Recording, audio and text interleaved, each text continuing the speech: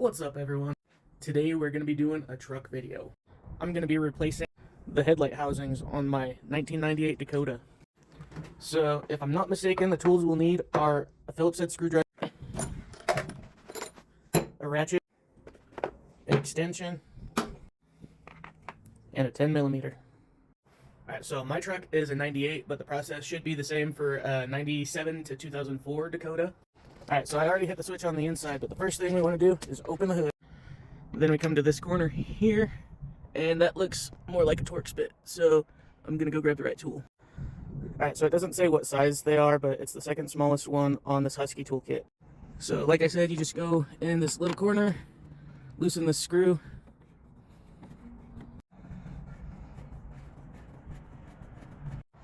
then you want to come here, pull these out.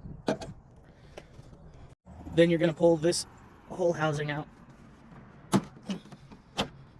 Alright, next we disconnect all the bulbs. So twist and pull.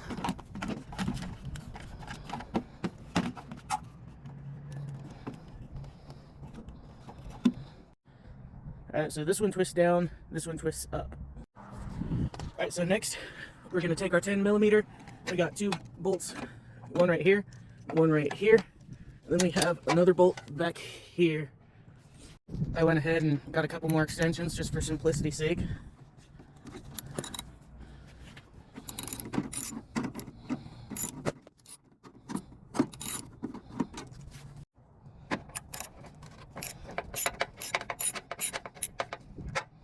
Alright, now that we got all three bolts out, set them in a safe location, and this should just pop out.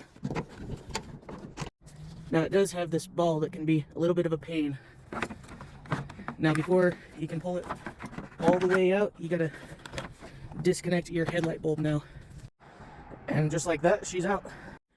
And since these are technically clears, you need to replace the lights with ambers, so this is what you need for the side marker and for the other two bulbs.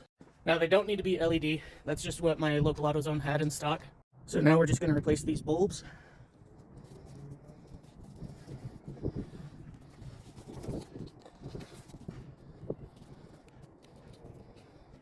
That one was a little bit of a pain to get in one-handed.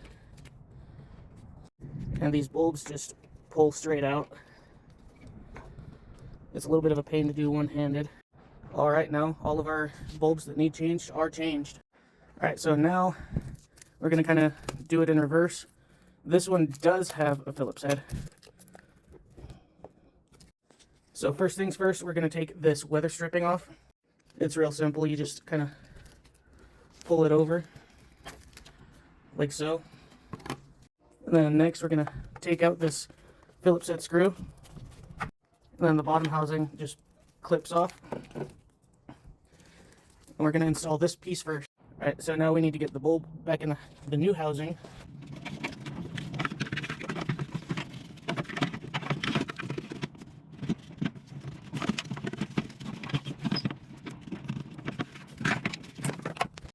A little tip that will make it tons easier: take off the light bulb and put it in the housing outside.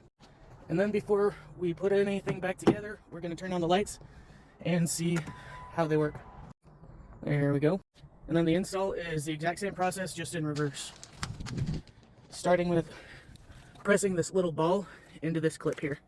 Next, you're going to put this in, press it in as best you can, then come around to these rubber hanger things and pull them down. Then you do the bolts, and I may need to redo it. I think this might need to go behind the housing.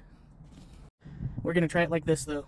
Alright, so I did have to take this housing back off to get that wire underneath, but the next step is just get the bulbs plugged in, push that back in, and now we just got to tighten that screw, and then we're all done. Now for the satisfying part of peeling them.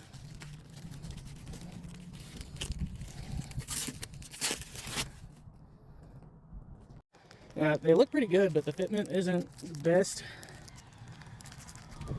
And for comparison, I think it may just be that this has some edging around it, but that looks way better in my opinion.